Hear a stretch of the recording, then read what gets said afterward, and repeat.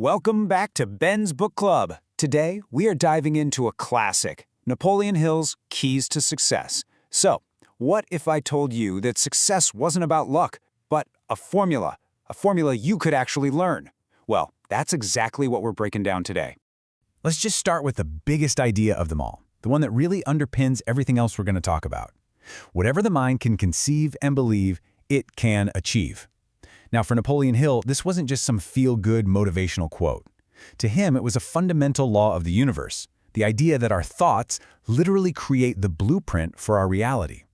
And look, these principles, they weren't just theories he dreamed up. Not at all.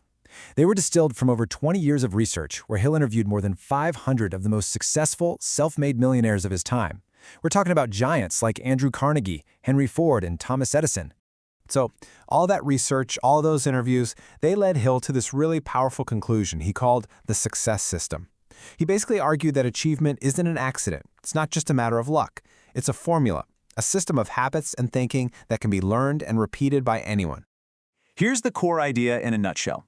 Your mind is like a magnet. It's constantly attracting whatever you consistently focus on, what you dwell upon. So this means success isn't something you're born with, it's a system you have to actively build. I mean, think about it. If you don't have a plan for your own life, you're just going to drift along in someone else's. So, how do we build this system, right? Well, we've grouped Hill's 17 principles into 3 main pillars to make it a little easier to digest. And we have to start with the first, and honestly, the most important one, your mindset. This is the internal engine that drives absolutely everything else. For Hill, this was the absolute, non-negotiable starting point, definiteness of purpose. He called it your North Star, and it means knowing exactly what you want, not kinda sorta what you want, and then creating a written plan to get there and committing to it with everything you've got. He said without it, you're not really living, you're just drifting. So, let me ask you this, and be honest with yourself. Do you have a concrete, written goal, or do you just have a vibe of what you want? According to Hill, that little bit of clarity, that's often the huge difference between just hoping for something and actually achieving it. But having a clear purpose, it isn't quite enough if deep down you don't believe you can get there. And that's where the next part of your internal engine clicks in, a positive mental attitude. Hill was so adamant about this. He said it's the only thing in the entire world we ever have 100% control over. And that makes it essential for spotting opportunities, especially when you're facing adversity. Okay, but getting your internal world straight is only half the battle, right? This brings us to pillar number 2, your people. This is your social strategy. Because let's be real, success is never, ever a solo mission. Hill pioneered this incredible concept he called the Mastermind Alliance. You've probably heard the modern version. You're the average of the 5 people you spend the most time with. Well, this is the original. He defined it as a coordination of knowledge and effort between 2 or more people, all working in harmony toward one common goal. This is your inner circle, and its power is just exponential. So this is a really good moment to just pause and ask yourself, who is in your mastermind alliance? Who are the people in your corner who are actively helping you move towards your biggest goals? Okay, so you've got the right mindset. Check. You've got the right people around you. Check. Now it's time to actually do something.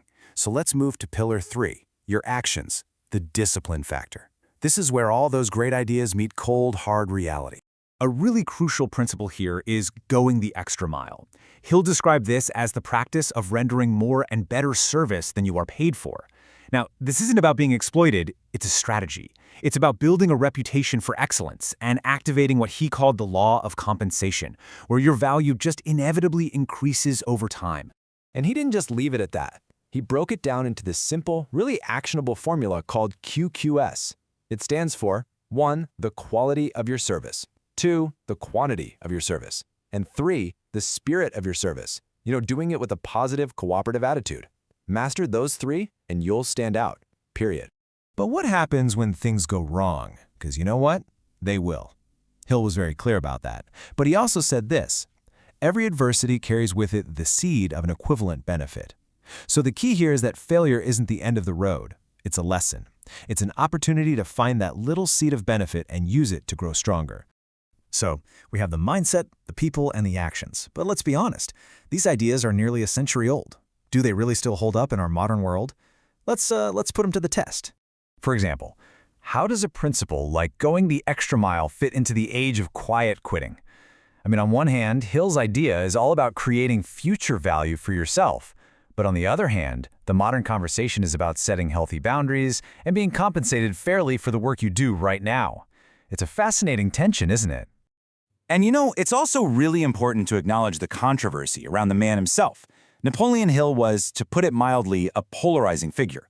He faced accusations of fraud during his lifetime, and many modern historians seriously doubt some of his biggest claims, like whether he ever even met Andrew Carnegie.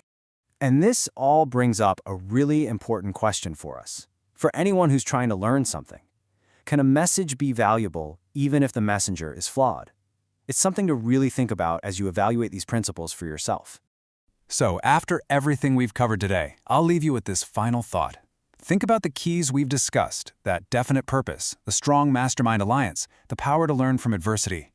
The real question isn't just whether these ideas work in general, but which one of them, which single key, could unlock your potential.